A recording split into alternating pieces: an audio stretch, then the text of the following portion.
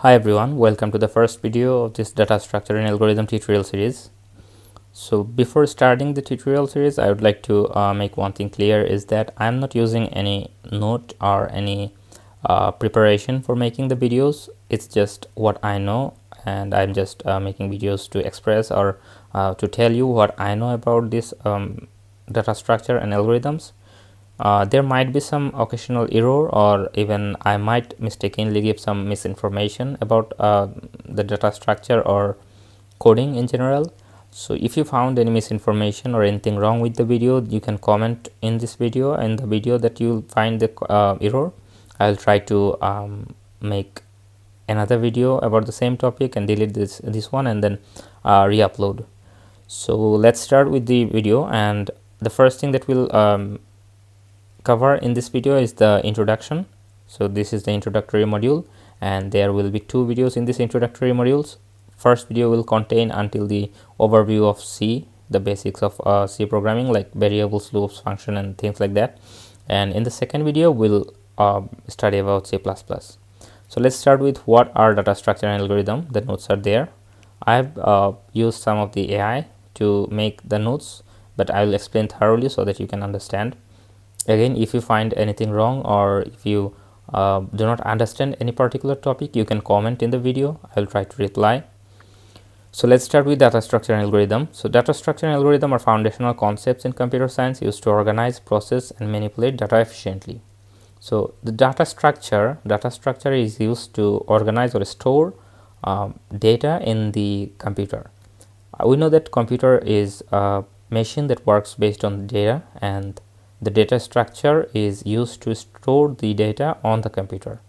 So if we look into the VS Code, if we want to store some numbers like 3, 7, 5, 1, 9, 0, we can store all of these numbers in the computer. In the memory, if we look into the memory or the hard disk, we can find multiple cells in the memory, and each of the cells have a particular number, particular address value. So if we add all of these numbers, if we keep all of this number in the memory, in the computer memory, then we can keep one at a time, and we can keep them serially.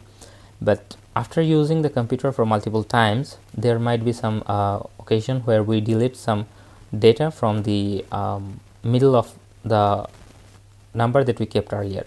So if we delete the 5 and 1, then the address that was used to store 5 and the address to used to store 1 will be removed. They will be empty.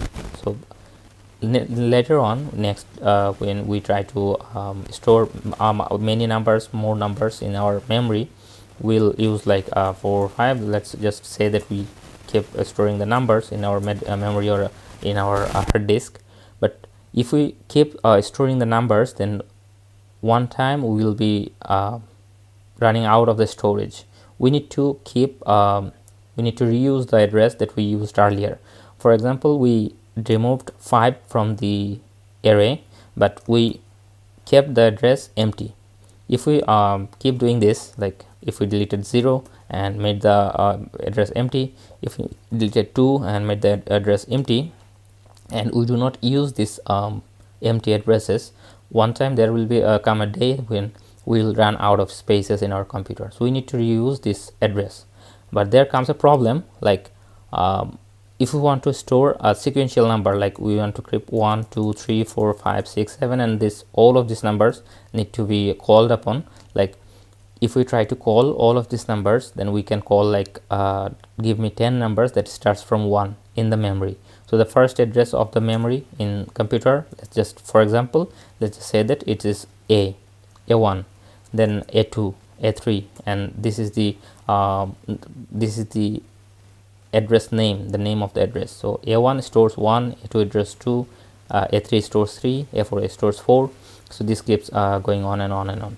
So if we delete the 3 and make it empty, if we delete 5 and make it empty, then on the later time, if we try to store some numbers, like again we want to keep numbers like let's say that we want to store the number 45, 46, 47 and these numbers. So if we want to store these numbers in our computer, then we have this space empty, we have this space empty, we might have even this space empty.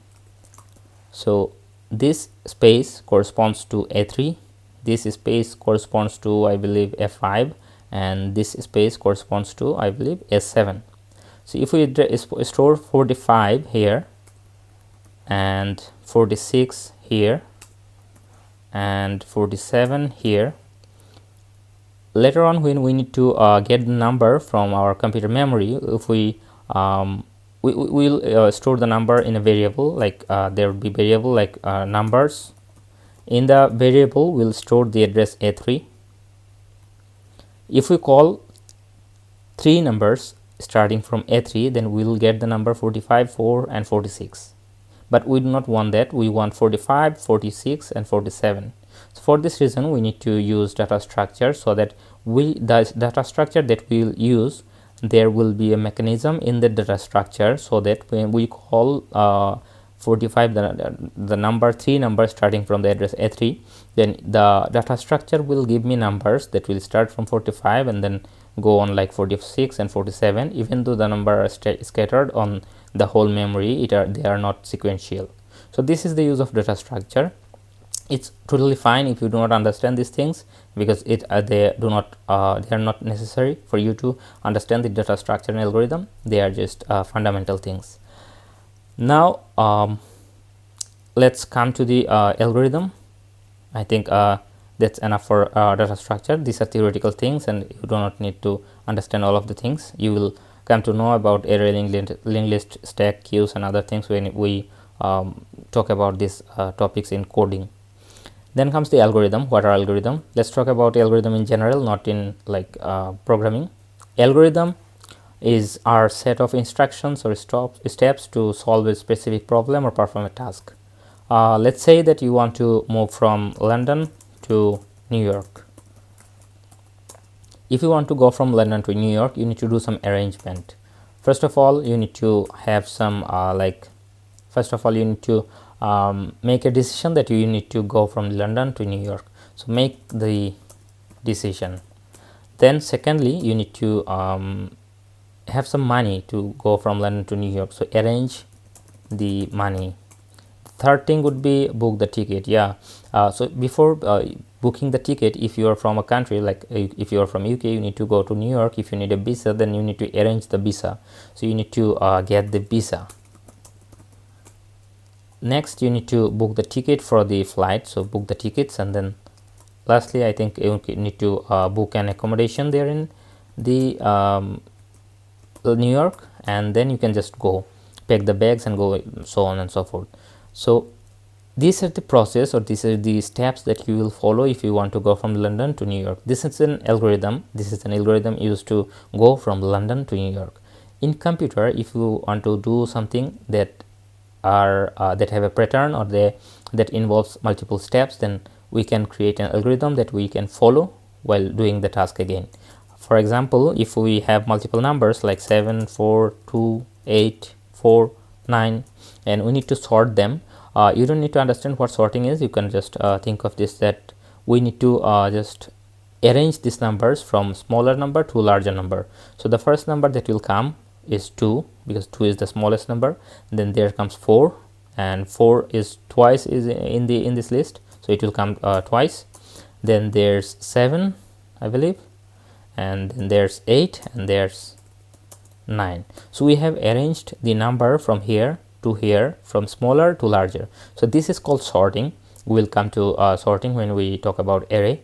So we can create an algorithm that we will use to sort or arrange the numbers from smaller to larger, or larger to smaller, or we can do multiple things. So this is these processes are called algorithm. Now, importance of algorithm. The algorithms are used for efficiency and problem solving and optimization of the code. Efficiency as in well designed data structure and algorithm improve efficiency in both time and space. Time and space, we'll talk about time and space complexity in short. So this means that when we run a code in our computer, it takes times. nowadays the computer works so fast, but earlier in the days when the computer were invented, even a small task like adding to number or subtracting one number from another or making division, it would take like some time, like minutes or so. So at the time to do multiple tasks, then it would take so many time. We can reduce the amount of time that is required for an algorithm to work by using efficient for a data structure to work using efficient algorithms. And also space complexity. Nowadays we have computers with terabytes of space, but earlier in the days the space or the hard disk would have been costed more. So at the time we need to use less space. Even nowadays when we are working with machine learning and artificial intelligence, we need to keep track of time, because taking too much time is not good at all. And when we are working with space, like if we work in social media space, then there's so many data that are being generated by users in every day. If we do not use any efficient algorithm, then we might run out of space even in current day. So this is the efficiency, and then comes the problem solving. So understanding data structure and algorithm will help us solve problem quicker, faster, and efficiently. And then comes optimization of the code. We can write code, like there are so many ways that we can write code, but if we need to optimize our code, like make the code shorter, faster, and time and space efficient, and even understandable code, we need to use some efficient algorithms, and we need to use some efficient data structure for that. All of these things are theoretical, so it might seems tricky for some people, but it will all be clear when we work in the code. Then comes the application of data structure and algorithm. So the application involves web development.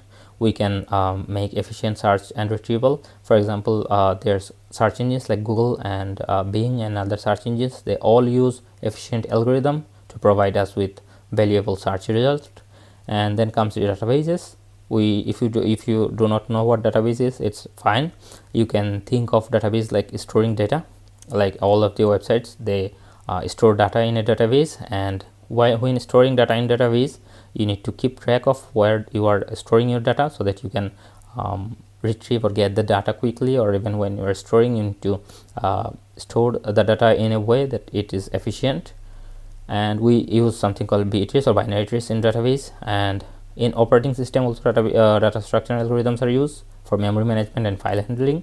In memory management, also in task scheduling, we use data structure. We use algorithms. For artificial intelligence, we also use algorithms and data structure. For cybersecurity, also we use hashing, that we'll learn later in the course. So this is the things that what data structure and algorithm is. These are the theoretical things. I think it would be good if we do not dive deep into these things now, because it would be harder for you to follow later on. So for now, that's enough for theoretical part, but we'll later on, when we are studying about different data structure and different algorithm, we'll definitely come here again and again. We'll understand deeply what data structure is, what algorithm is, and what are the uses of this, and what are the benefit of using efficient data structure or efficient algorithm. That's it for this video. In the next video, we'll start with the basics of C and C++, basic of C, not C++. C++ we'll see in the later videos. In the next video, we'll start with the basic programming of C. We'll start with variables, and then function, memory management, pointer, and things like that. So see you in the next video.